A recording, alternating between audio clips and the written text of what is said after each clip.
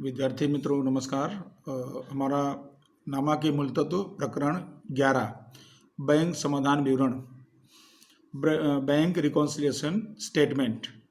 तो इस टॉपिक के अंदर ये जो हमारा चैप्टर है 11वां चैप्टर, तो ये आपको एक पत्रक इसमें सीखना है और उस पत्रक में रोकड़ बही और पासबुक दोनों के जो व्यवहार हैं उनको यहाँ पर तुलना किया जाता है और इसके द्वारा इसमें अगर कोई भूल है तो भूल को सुधारी तो नहीं जाती है, परंतु भूल को ज्ञात किया जाता है।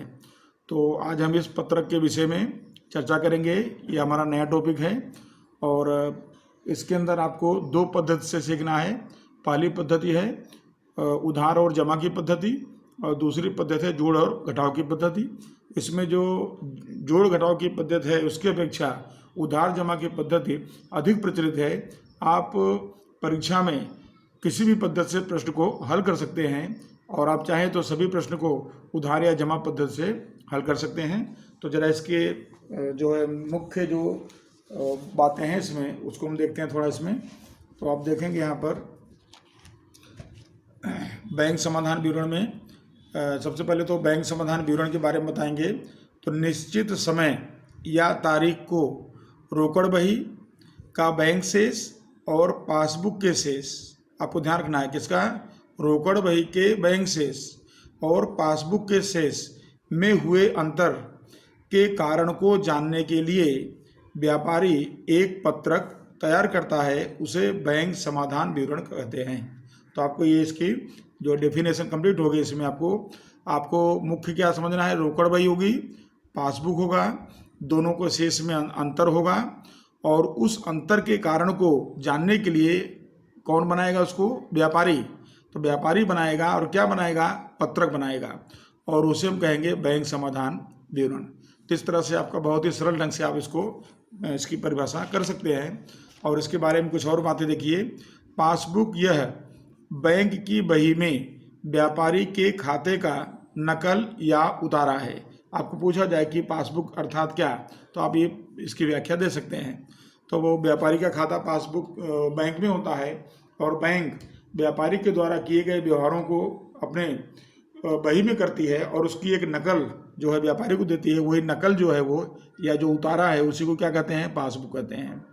व्यापारी की बही में बैंक खाता अर्थात रोकड़ बही, हम रोकड़ बही सीख चुके हैं। तो व्यापारी देखते हैं कि रोकड़ बही में रोकड़ खाना, बट्टा खाना, बैंक खाना इस तरह से बनाता है। और आपने देखा कि बैंक बुक भी व्यापारी तैयार करता है। तो इस तरह से व्यापारी की बही में बैंक का खाता, बैंक के सारा व्यवहार वो अपने पास लिखता है, वो रोकड़ बही है। फिर बैंक समाधान विवरण, यह खाता नहीं है, तो ये क्या है, पत्रक है। तो आपको ये खास ध्यान रखना है कि बैंक समाधान विवरण पत्रक है, उसको हम खाता नहीं कर सकते हैं। बैंक समाधान विवरण से भूल को ज्ञात किया जा सकता है लेकिन भूलों को सुधारा नहीं जा सकता है। हम भूल को यहाँ पकड़ सकते हैं, उसका करेक्शन हम नहीं करते हैं, उसके लिए दूसरी प्रोसेस करेंगे। बैंक समाधान विवरण किसी भी समय तैयार कर सकते हैं। यहाँ पर आपको वर्ष या 6 महीने या जो है 3 महीने 9 महीने ऐसा आपको वेट नहीं इसमें करना है। व्यापारी जब चाहे वह बैंक समाधान विवरण बना सकता है। उसके बाद है बैंक समाधान विवरण रोकड़ बही यानी जिसको हम बैंक बुक कहते हैं और पासबुक के आधार पर तैयार करते हैं। तो दो पुस्तक होनी चाहिए, एक रोकड़ बही और दूसरा पासबुक। और अब इसमें आप एक 4 बाकियां देखिए जरा। रोकड़ बही के अनुसार उधार शेष, अगर रोकड़ बही के अनुसार उधार शेष है तो उसे हम क्या कहेंगे, बैंक शेष कहेंगे। और रोकड़ बही के अनुसार अगर जमा शेष है तो उसे हम कहेंगे बैंक ओवरड्राफ्ट। तो उधार यानी बैंक शेष, जमा यानी बैंक ओवरड्राफ्ट। ये हमने रोकड़ बही यानी कैश बुक, सीबी ऐसा आप कह सकते हैं, कैश बुक। उसके बाद पासबुक देखिए जिसको शॉर्ट में पीवी। तो पासबुक के अनुसार जमा शेष अर्थात बैंक शेष। अब आपको याद कैसे रखना है इसको, अगर आपको एक शेष आता है तो आप सब बता सकते हो। जैसे यहाँ देखो रोकड़ बही के अनुसार उधार शेष है तो पासबुक के अनुसार उल्टा हो जाएगा जमा शेष। फिर रोकड़ बही के अनुसार उधार शेष है तो रोकड़ बही के अनुसार यहाँ पर जमा शेष, तो ये एंट्री बदल दी जाएगी। तो रोकड़ बही के अनुसार उधार शेष बैंक शेष हुआ तो पासबुक का बैंक से जमा शेष क्या हो गया, वो बैंक शेष हुआ क्योंकि उधार था तो यहाँ जमा हुआ।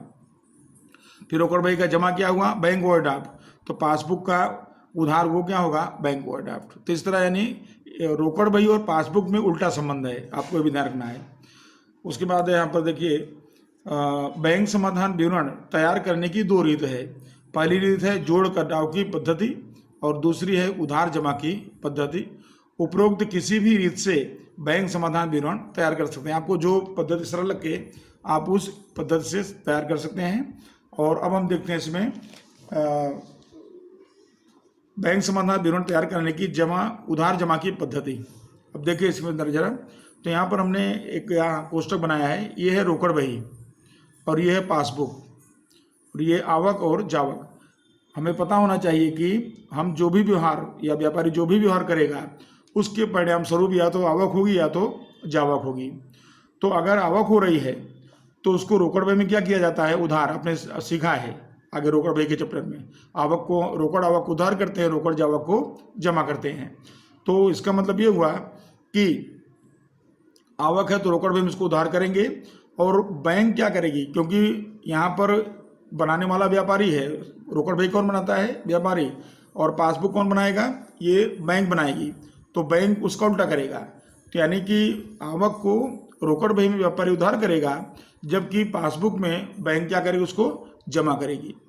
फिर उसके बाद जावक देखिए, अगर जावक है तो रोकड़ बही में व्यापारी उसे क्या करेगा, जमा करेगा, जबकि पासबुक में बैंक क्या करेगी, उसको उधार करेगी। तो आपको ख्याल आ गया कि रोकड़ बही और पासबुक में उल्टा संबंध है। अगर रोकड़ बही में उधार होगा तो पासबुक में जमा होगा, रोकड़ बही में जमा होगा तो पासबुक में उधार होगा। ये चीज़ आपको देखना है। और उसके बाद देखिए आपको जो व्यवहार परीक्षा में किस तरह से पूछे जाते हैं, आप कैसे उसको हल करेंगे, तो उसके लिए हमने कोष्टक बनाया है। यहाँ पर पहला क्रम अंतर का व्यवहार, उधार जमा, इसकी जो असर है या तो उधार होगी या तो जमा होगी। तो आपको ये आप एक बार प्रैक्टिस करेंगे तो आपको जो भी सवाल आएगा इन व्यवहारों से संबंधित ही होगा। इसके अलावा कोई व्यवहार इसमें पूछा नहीं जाता है और आपको ये व्यवहार इसके आधार पर समझना है। तो इसके आधार पर आप समझ के करेंगे तो आपको और भी क्लियर हो जाएगा। तो देखते हैं, सबसे पहले देखिए बैंक में भरे वसूल नहीं हुए चेक। आपको सबसे पहले देखना है कि ये रोकड़ बही और पासबुक, तो रोकड़ बही और पासबुक में ध्यान रखना है अगर दोनों में लेखा हो गया है तो आपको उस व्यवहार का लेखा नहीं करना है।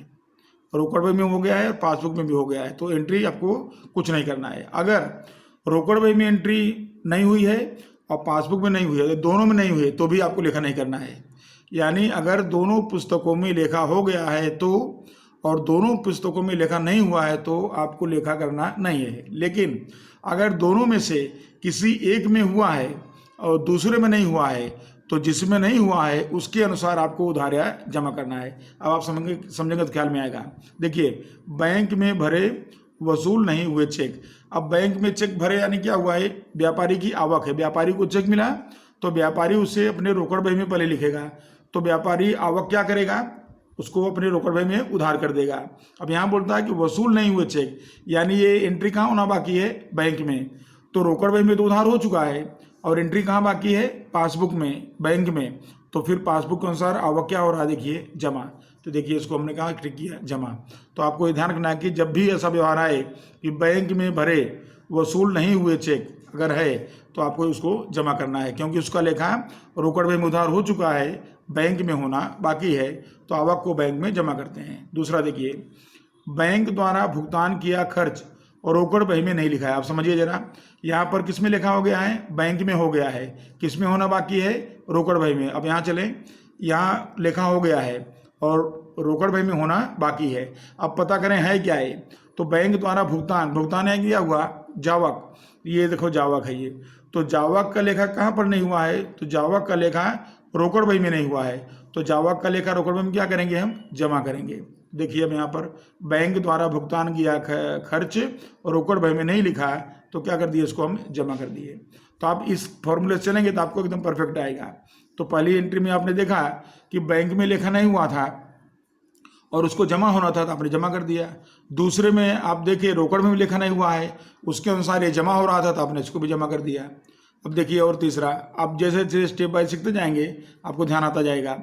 ग्राहक द्वारा सीधे बैंक में जमा कराया चेक। कई बार ग्राहक क्या करता है कि व्यापारी को बोलता है कि आपके खाते नंबर में देंगे तो आपको खाते में मैं डाल दूंगा चेक।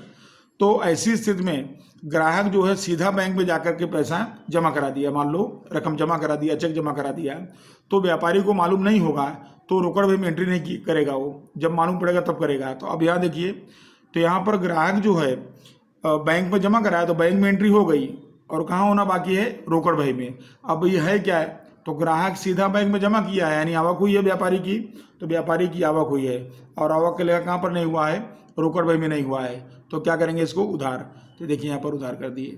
तो इस तरह से ग्राहक द्वारा सीधे भरा गया चेक अगर आपको दिया है तो उसको आपको क्या करना है, रोकड़ भाई में आवक के रूप में उधार करना है।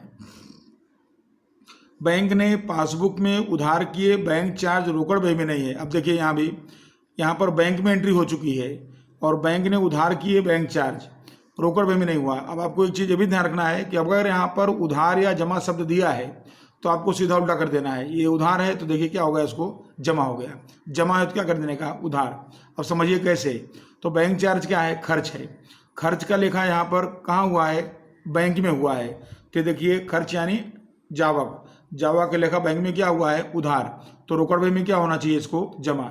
इसके हिसाब से भी ये क्या हो जाएगा, जमा हो जाएगा। तो आप उस तरह से करेंगे तो भी आपको समझ में आएगा। फिर देखिए बैंक में भरा चेक अस्वीकार हुआ। अब देखिए बैंक में भरा चेक अस्वीकार हुआ तो यहाँ पर इसका लेखा जो है बैंक में हो चुका है। अब अस्वीकार चेक यानी क्या हुआ, जावक हो गया, क्योंकि जब भरा था तो आवक था, लेकिन जब अस्वीकार हुआ तो क्या हो गया, जावक। उसका लेखा बैंक में हो चुका है तो उसका लेखा होना कहाँ बाकी है, रोकड़ भाई में होना बाकी है। तो रोकड़ भाई में इसको क्या करेंगे, हम जमा करेंगे। तो देखिए बैंक में भरा चेक अस्वीकार हुआ और इसे हम क्या कर देंगे, इसको यहाँ जमा कर देंगे। तो जमा पक्ष में इसकी एंट्री बता दी हमने। तो इस तरह से जावक का लेखा आपको जमा करने का है। फिर आगे, बैंक ने वसूल किया बैंक चार्ज भूल से रोकड़ भाई में आय पक्ष में लिखा गया। अब समझिए, बैंक ने वसूल किया बैंक चार्ज, खर्च है ये, और खर्च को भूल से रोकड़ भाई के आय पक्ष में लिखा गया। आय पक्ष का मतलब क्या हुआ, उधार। तो अब देखिए जावक है ये, तो जावक का लेखा रोकड़ भाई में क्या होना चाहिए, जमा, और ये कहाँ लिख दिया है इसने, भूल से आय पक्ष, आय पक्ष यानी क्या कर दिया इसने, उधार कर दिया है रोकड़ भाई में। तो आपको ध्यान रखना है कि कोई भी व्यवहार में रकम अगर गलत पक्ष में हो जाए, कोई भी व्यवहार में रकम गलत पक्ष में हो जाए तो आपको सही पक्ष में रकम डबल कर देने का, आपको सही पक्ष में रकम को दोगुना कर देना है। तो जैसे देखिए आय पक्ष में गलत से भूल से हुआ है उधार में और उसको होना था जमा, तो देखिए यहाँ पर ये जमा पक्ष में जाएगा और रकम क्या हो जाएगी, दोगुनी हो जाएगी। क्योंकि जैसे मान लो आप यहाँ समझो इसके अंदर कि जैसे मान लो 50 रुपया उसने उधार कर दिया, बैंक चार्ज कितना रुपया, 50, तो हम यहाँ 50 उधार करते, और अब हम अगर हम 50 रुपया जमा कर दें तो 50 उधार 50 जमा क्या हो जाएगा, 0। तो दुगना क्यों किया हमने, दुगना इसलिए किया कि 50 हमने उधार कर दिया है, क्योंकि इसको हम वाइटनर से नहीं मिटाएंगे या उसको हम काट के नहीं लिखेंगे, 50 तो लिखे रहने वाला है, तो हम उसका डबल 100 रुपया यहाँ पर क्या कर देंगे, जमा। तो देखिए 100 जमा हुआ, 50 उधार हुआ, तो कितना डिफरेंस आया, 50, तो 50 रुपये जमा हो गया। तो 100 में से 50 गया तो 50 जमा हो जाएगा। इसलिए दुगनी रकम से आपको जमा करना है। ऐसा कब करना है कि जब गलत पक्ष में रकम लिखी जाए तो आपको सही पक्ष में रकम डबल कर देना है। रोकड़ बही का आय पक्ष का योग अधिक है। योग के बारे में समझिए कि अगर योग कम है तो उसी तरफ लिखिए, जिस तरफ कम है उसी तरफ लिखिए। अगर योग अधिक है तो जिस तरफ लिखा उसका विरुद्ध करिए। तो देखिए रोकड़ बही आय, आय का मतलब क्या होता है, उधार, उधार का योग अधिक है तो उधार का उल्टा क्या हो जाएगा, यहाँ पर जमा, जमा हो गया। अधिक है तो उल्टा करना है आपको।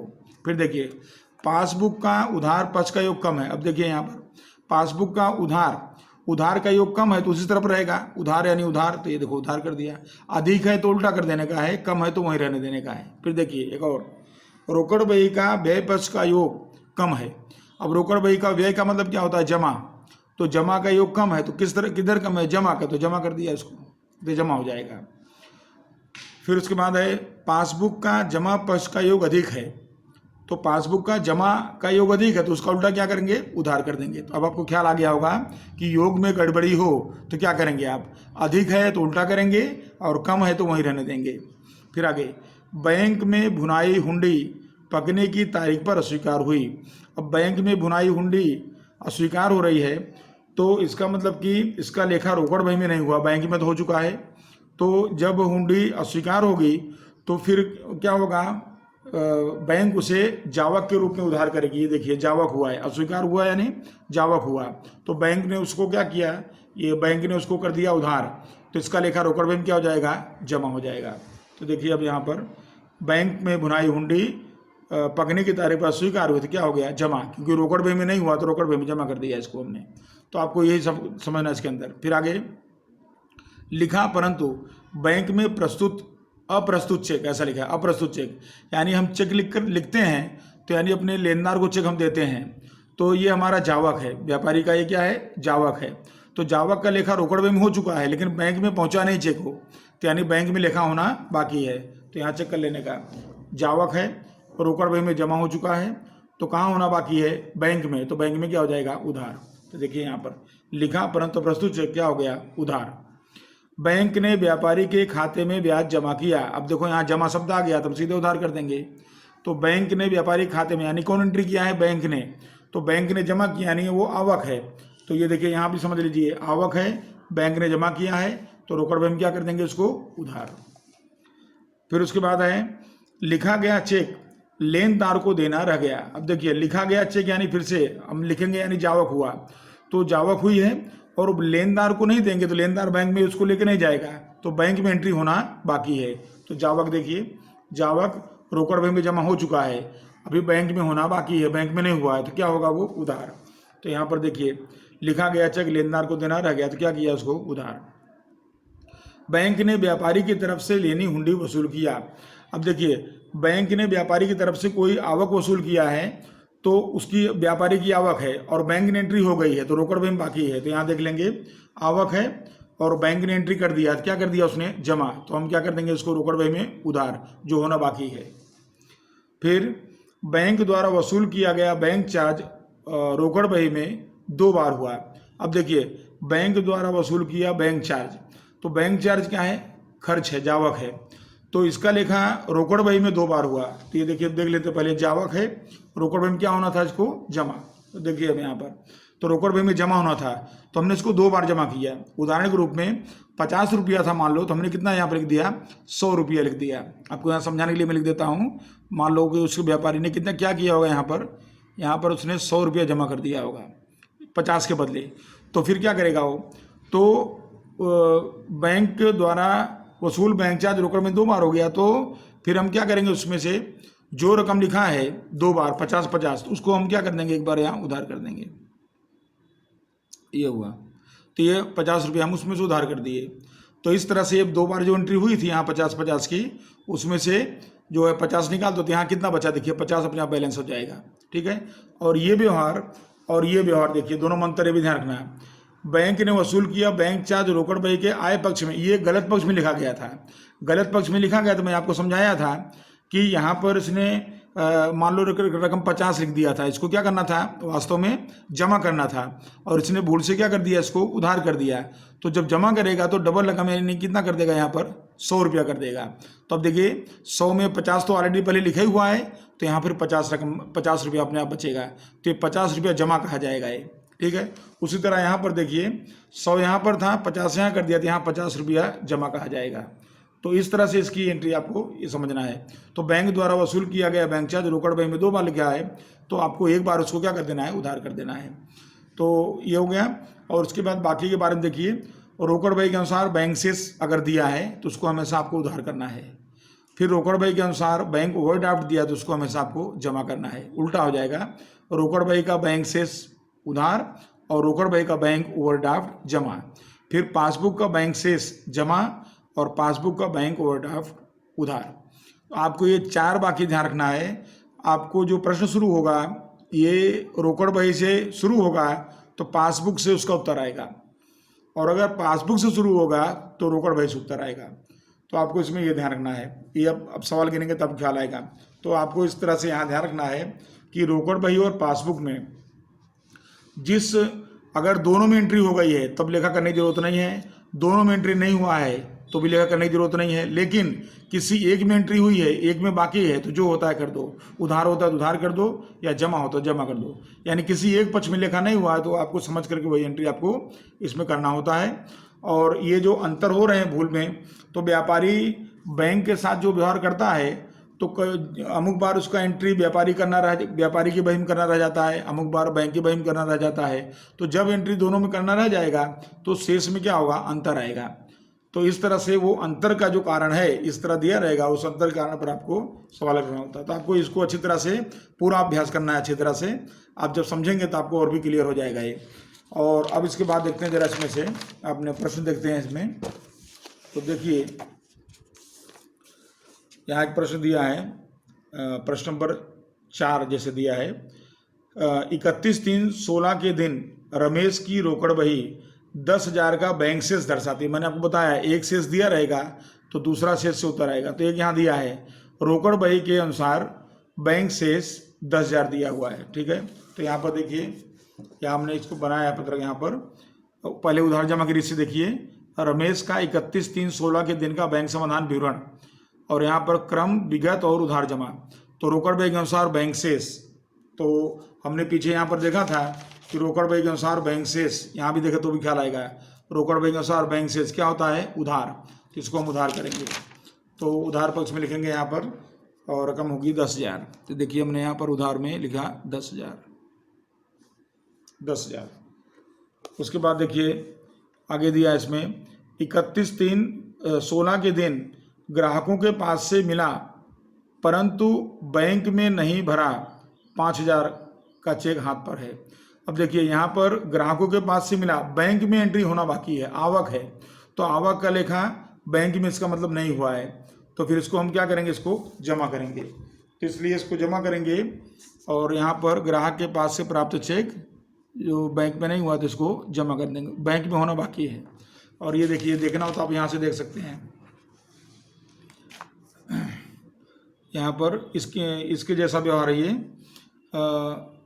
ग्राहक के बैंक में भरे या बैंक में भरना रह गया चेक, ऐसा कहो तो भी चलेगा। बैंक में भरना रह गया चेक यानी रोकड़ बही में हो गया, बैंक में अभी भरना इसको बाकी है, ग्राहक के पास से मिल गया है, तो इसलिए इसका लेखा बैंक में नहीं हुआ था। तो फिर बैंक में इसको क्या करेंगे, आवक को हम क्या करेंगे, जमा। इसलिए इसको हम जमा कर दिए, तो यहाँ पर जमा हो गया 5,000।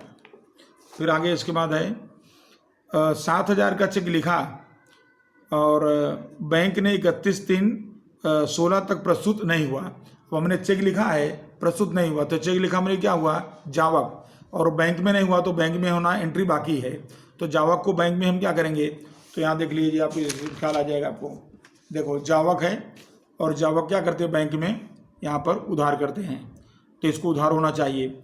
और यहाँ हमने इसको लिखा भी है, देखिए यहाँ पर लिखा चेक, ये रहा लिखा परंतु बैंक में अप्रस्तुत चेक, तो क्या होगा, ये उधार।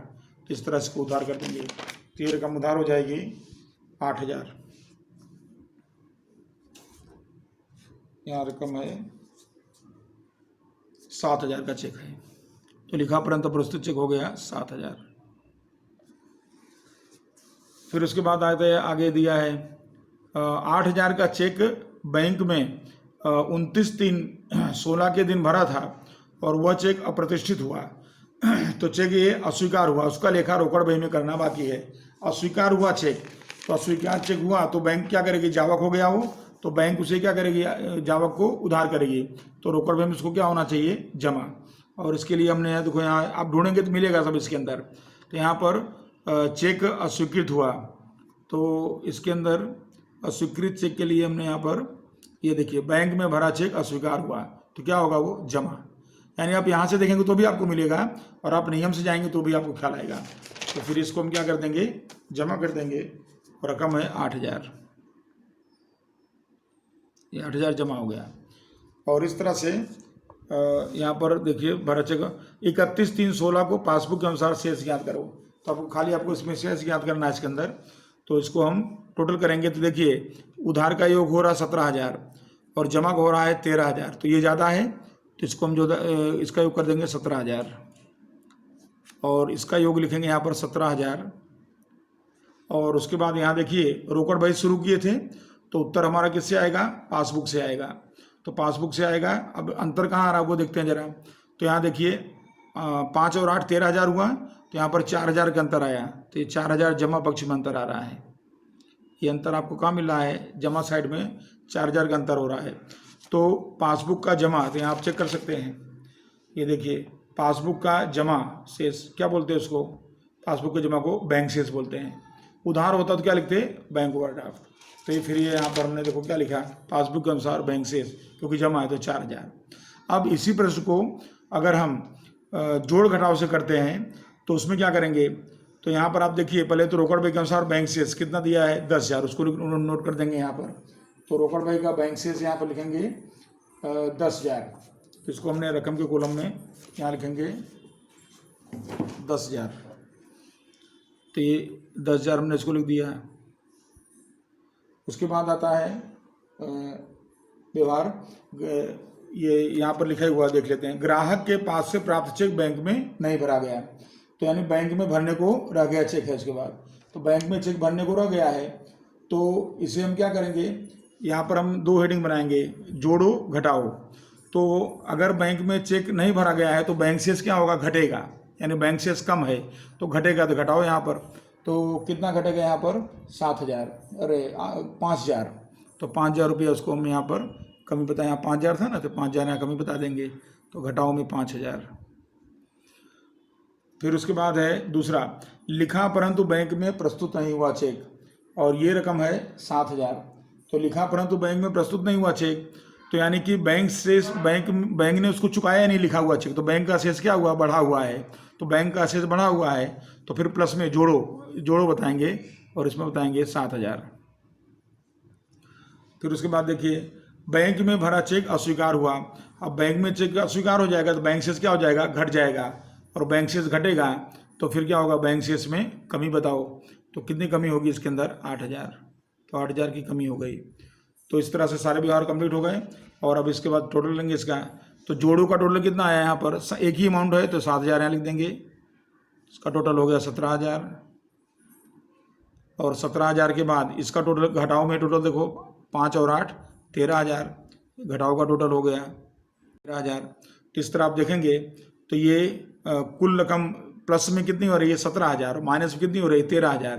तो डिफरेंस कितना बचेगा, 17,000 में 13,000 निकालेंगे तो बचेगा कितना, 4,000। ये क्या आया, पासबुक अनुसार बैंक शेष 4,000। यहाँ भी देखिए पासबुक अनुसार बैंक शेष कितना है, 4,000। यानी आप दोनों पद्धति से आपको कर सकते हैं। यहाँ पर हमने बैंक शेष देखा कि बैंक शेष जो है घट रहा है तो घटा दिया, बढ़ रहा है तो बढ़ा दिया। तो और यहाँ पर हमने उधार जमा से किया, तो उधार जमा में नियम बताया, जिस बही में लेखा है वो उसमें कर दिया, रोकड़ बही में होना बाकी है तो रोकड़ बही में कर दिया, जमा पासबुक में होना बाकी है तो पासबुक में कर दिया। तो उधार जमा उसके अनुसार से करेंगे। अब थोड़ा एक सवाल और लेते हैं इसके अंदर हम। तो ये प्रश्न देखिए स्वाध्याय का, यहाँ पर प्रश्न संख्या है 4। 31/12/15 के दिन सुधीर की रोकड़ बही 5,000 बैंक शेष दर्शाती है। निम्नलिखित माहिती पर से बैंक समाधान विवरण तैयार कीजिए। तो 5,000 बैंक शेष दर्शाती है। रोकड़ बही के अनुसार आपको क्या दिया गया है, यहाँ पर बैंक शेष दिया गया है। तो रोकड़ बही के अनुसार बैंक शेष दिया है, तो उसको क्या हम जानते क्या होता है, उधार।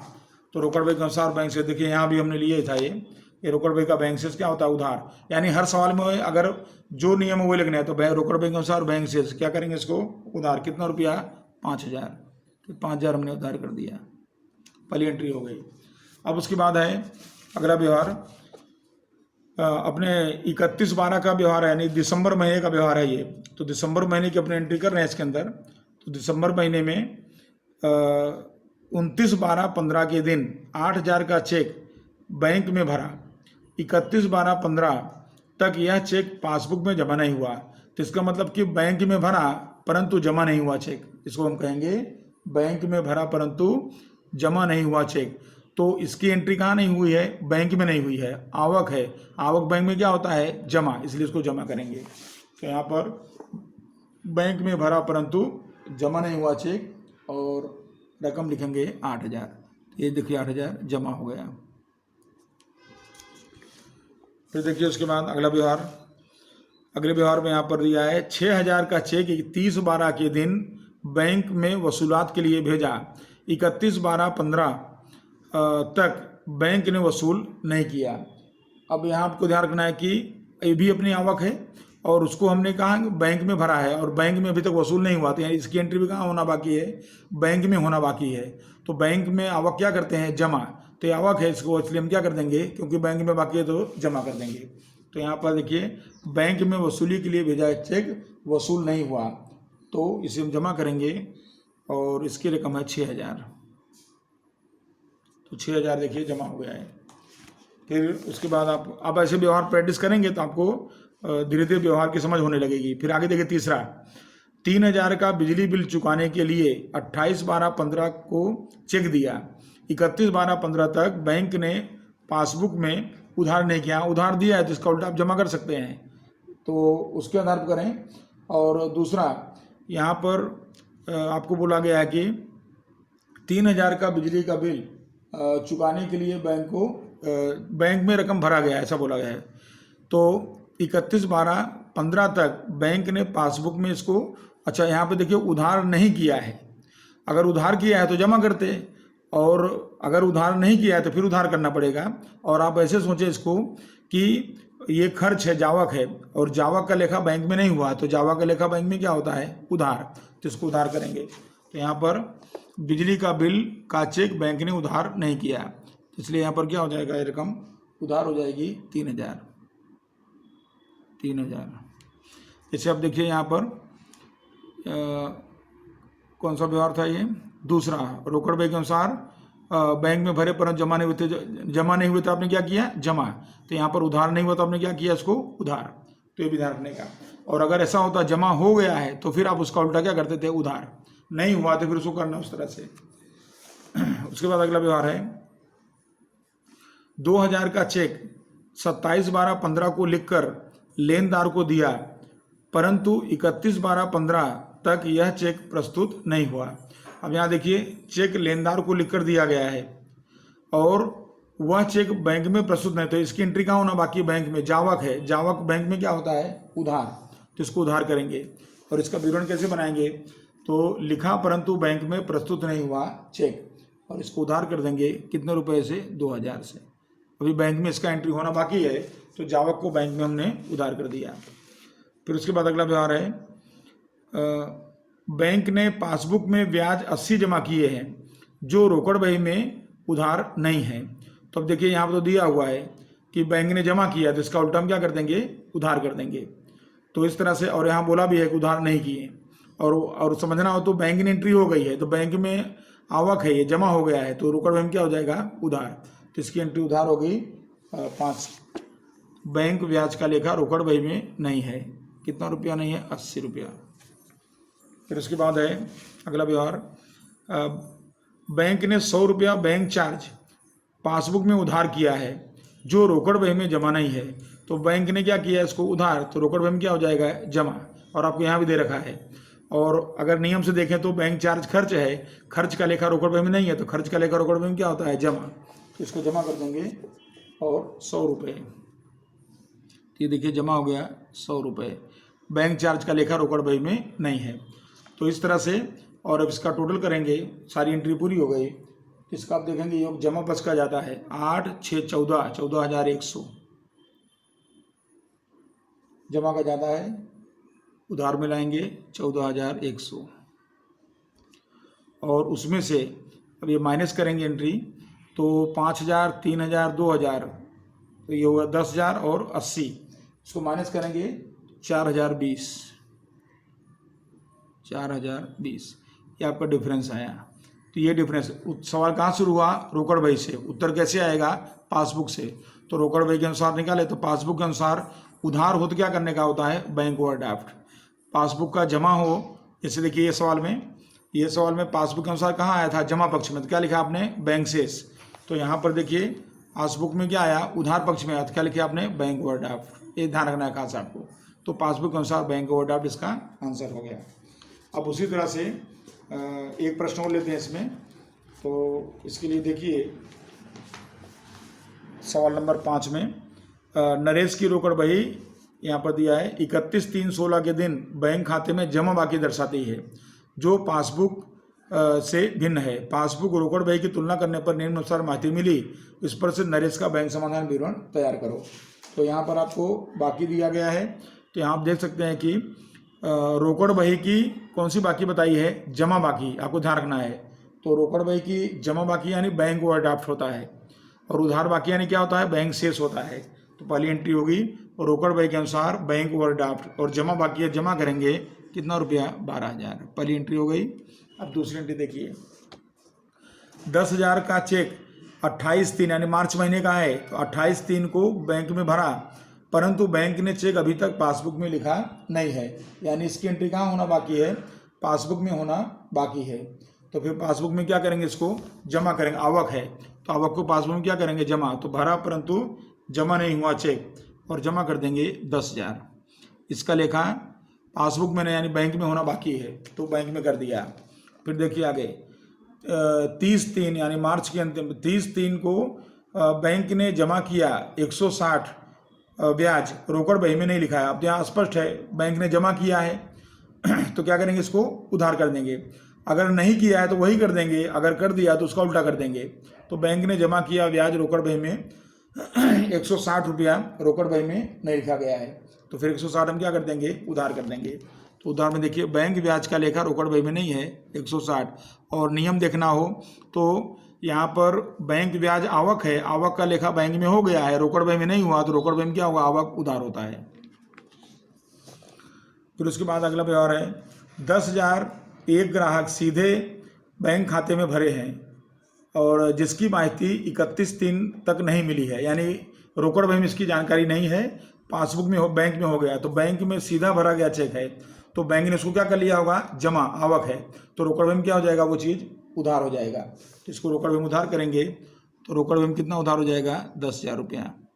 और ये विवरण देखिए, ग्राहक द्वारा बैंक में सीधे जमा कराए चेक, तो बैंक में जमा है तो रोकड़ बही में उधार हो गया, या ऐसा कहें कि आवक का लेखा रोकड़ बही में नहीं है इसलिए उधार कर दिया। बैंक में भरे परंतु रोकड़ बही में नहीं लिखे चेक, ये कितना रुपया दिया है यहाँ पर, 8,000। अब यहाँ भी वही देखिए, बैंक में भरे तो बैंक आवक है, बैंक में एंट्री हो गई जमा, अब रोकड़ बही में नहीं हुआ है आवक, तो रोकड़ बही में आवक क्या होता है, उधार, तो उधार कर देंगे 8,000। और यहाँ लिखो, बैंक में भरा रोकड़ बही में नहीं लिखा चेक, ये कितना रुपया, 8,000। विद्यार्थी मित्रों, ये विवरण आपको संक्षिप्त में और व्यवहार के आधार पे आपको लिख देना है, इसमें आपको थोड़ा वेरिएशन चलता है, लेकिन आपका विवरण थोड़ा मिलता जुलता होना चाहिए। फिर आगे अगला व्यवहार इसके बाद इसमें आता है, लिखे और बैंक ने भुगतान किए परंतु रोकड़ बही में नहीं लिखे चेक 6,000। अब देखिए, लिखा चेक अपनी जावक है, बैंक ने उसको भुगतान भी कर दिया, तो बैंक ने उधार किया होगा जावक, तो जावक रोकड़ बही में क्या होता है, जमा। तो इसको रोकड़ बही में एंट्री नहीं हुई है, तो रोकड़ बही में इसको हम क्या कर देंगे, जमा।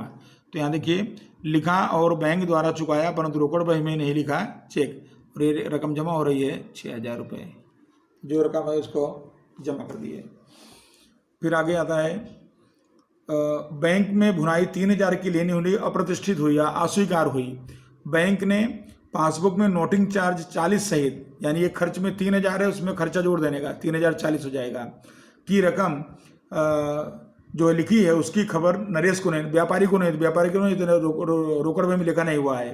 तो अब बैंक में हुंडी अस्वीकृत हुई है या प्रतिष्ठित हुई है, तो बैंक शेष घटेगा, यानी बैंक में उधार हुआ होगा, तो फिर रोकड़ बही में क्या हो जाएगा, ये जमा हो जाएगा।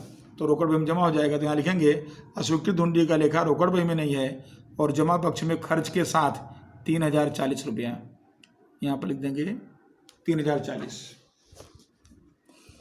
फिर उसके बाद है, रोकड़ बही का आय पक्ष का योग भूल से कम है, आपको अभी बताया था मैं, योग कम है तो उसी पक्ष में लिखेंगे। तो कौन से पक्ष में कम है, आय, आय का मतलब क्या होता है, उधार, तो उधार पक्ष में कम, उधार कर देंगे इसको। तो कितना कम इसमें है, 2,000। तो यहाँ पर देखिए, रोकड़ बही का आय पक्ष का योग भूल से 2,000 कम है, तो यहाँ हमने 2,000 उधार कर दिया। अधिक होता तो उल्टा करते, और कम हो तो उसी पक्ष में लिख देने का 2,000। फिर आगे उसके बाद है, लिखे परंतु भुगतान के लिए प्रस्तुत नहीं हुए चेक 1,000। हमने चेक लिखा है, अभी बैंक में एंट्री होना बाकी है, जावक है, तो जावक की एंट्री बैंक में क्या होती है, उधार, तो इसको उधार करेंगे 1,000। और देखिए हमने लिखा यहाँ पर, लिखा परंतु प्रस्तुत नहीं हुआ चेक 1,000। फिर उसके बाद आता है अगला व्यवहार, भरे परंतु बैंक में जमा नहीं हुए चेक 1,500। अब देखिए, भरा गया चेक आवक है, आवक का लेखा कहाँ होना बाकी है, बैंक में, आवक का लेखा बैंक में क्या होता है, जमा होता है, तो जमा करेंगे 1,500 रुपया। तो यहाँ विवरण हमने बताया, भरा परंतु जमा नहीं हुआ चेक 1,500 रुपया जमा। उसके बाद है, बैंक कमीशन 80 रुपया बैंक ने उधार किया, आप देखिए उधार किया है, तब इसका उल्टा हम क्या कर देंगे, जमा कर देंगे। रोकड़ भूमि लेखा नहीं हुआ, ऐसा बोला भी है। और वैसे भी देखें तो बैंक कमीशन उधार है, यानी बैंक ये खर्च है, उस खर्च का लेखा रोकड़ भूमि क्या होना चाहिए, जमा होना चाहिए। ये रोकड़ भूमि में जमा हो जाएगा। बैंक कमीशन का लेखा रोकड़ भूमि में नहीं है, जमा हुआ 80 रुपया। और इस तरह से सारी एंट्री हो गई। अभी इस एंट्री के बाद इसका टोटल करेंगे तो आप देख पाएंगे इसके अंदर कि इसका जमा पक्ष का योग ज़्यादा है। जमा पक्ष में इसका योग हो रहा है 12,000, 10,000 और 6,000, 3,000, 40, 1,500 और 80 जोड़ेंगे तो 32,620 हो रहा है। 32,620 और ये टोटल हम यहाँ लाएंगे 32,620 यहाँ लाए। अब इसमें से माइनस करेंगे तो हमारे पास अमाउंट है 160, 10,000, 8,000 और 2,000 और 1,000। इनको घटाएंगे तो 11,460, 11,460। तो ये अंतर आया। ये जो अंतर आया ये हमने शुरू किया था रोकड़ बही से, तो उत्तर कैसे आएगा, पासबुक से। तो पासबुक के अनुसार उधार को क्या बोलते हैं, बैंक ओवरड्राफ्ट बोलते हैं। आपने देखा आगे इसके पहले वाले सवाल में, आपने देखो यहाँ पर उधार पक्ष में अंतर आया था, तो आपने क्या लिखा, पासबुक के अनुसार बैंक ओवरड्राफ्ट। जमा होता तो बैंक से लिखते, तो वही चीज़ यहाँ भी हुआ है। पासबुक के अनुसार हमको लिखना है, उधार में आया तो क्या लिखेंगे, बैंक ओवरड्राफ्ट। तो पासबुक के अनुसार बैंक ओवरड्राफ्ट 11,460 आपका आंसर हो गया। तो इस तरह से आपको मैंने इसमें थियरी के प्रश्न समझाए थोड़े, और उसके बाद सवाल आपने देखे। इसके अंदर 2-3 सवाल मैंने गिनाए इसके अंदर। अब आप इसको समझ करके थोड़ा आप व्यवहार जो है इसको समझने का प्रयास करेंगे। आपको जितने भी व्यवहार इसमें हैं ये सब इसी पर आधारित हैं। आप इसको अच्छी तरह से, यहाँ मैंने कोष्टक बनाया है, इसको समझेंगे तो आपको बार बार ये सब रिपीट होने वाले हैं। सारे व्यवहार, बैंक में भरे वसूल नहीं हुआ चेक, भुगतान किया खर्च रोकड़ में लिखा गया, ग्राहक द्वारा सीधे बैंक भरा गया चेक, ऐसे ही आपको सब व्यवहार मिलने वाले हैं। तो आपको आसानी से उधार जमा करना आसानी से आपको आ जाएगा। और इस तरह से आप ये 3 से 4 सवाल हैं, इसको प्रैक्टिस करेंगे और उसके बाद हम अगले वीडियो में आपको फिर दूसरे प्रश्न भेजेंगे। धन्यवाद।